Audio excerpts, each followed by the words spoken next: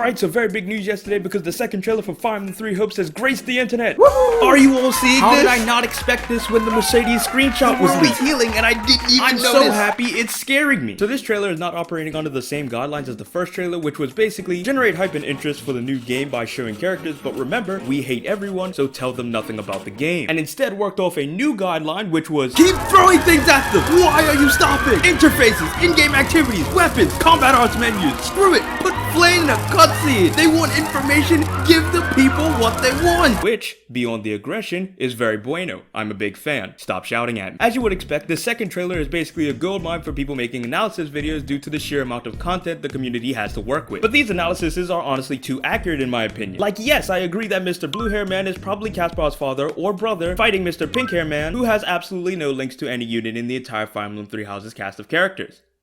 At all. So because I am too dumb, because I am too smart to do predictions with good odds of being in the game, I intend to make predictions with very bad odds of being in the game. In other words, less educated guesses and more spicy assumptions.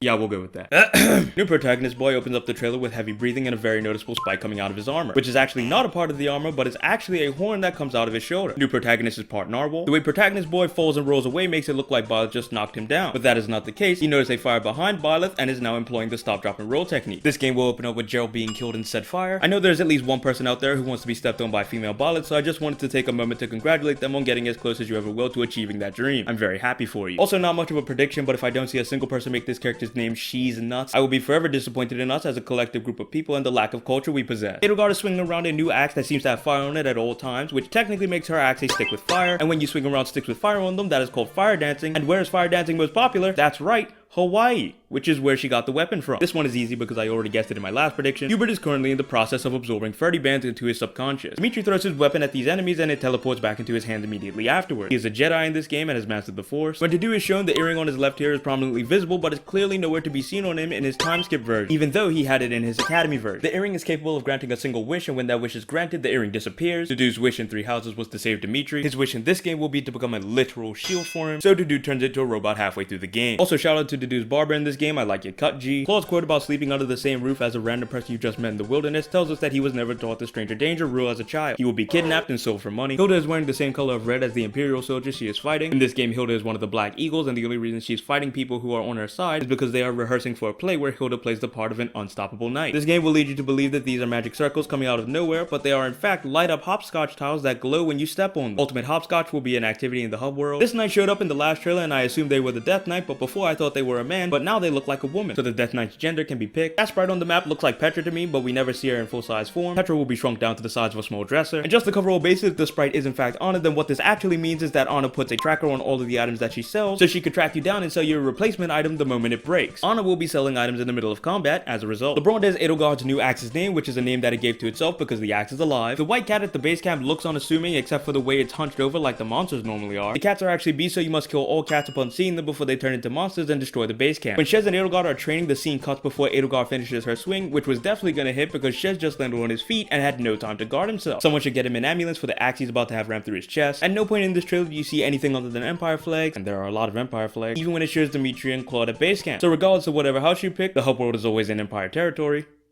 And the flags are also capable of self-multiplying. Lawrence is in the scene, but don't let it distract you too much because if you look closely, you'll notice Sheez is digging a small hole in the ground. Or doing drugs, which is more interesting. So Shez's occupation before becoming a mercenary was a drug dealer. Dimitri swats away magic with his left arm, which is the same arm that Hubert used to absorb Freddy bands early in the trailer. Later in this game, Dimitri will steal Hubert's left arm to replace his own. Edelgard is running away from Dimitri as if she is about to attack something to protect Dimitri, but she is in fact stuck in an illusion where she is surrounded by fake Dimitris and she is only running away from the visible Dimitri to attack the Dimitri we can't see that is off screen. It looked like these two are fighting each other, but this is actually the fusion dance ritual that creates Balthus. Arvel, the entity that apparently lives in Shez's head, is actually an ancient bird who makes owl feathers appear and is the reason they are valuable, which is why everyone gets along with Shez so well because he is just a giant sentient owl feather. Obviously.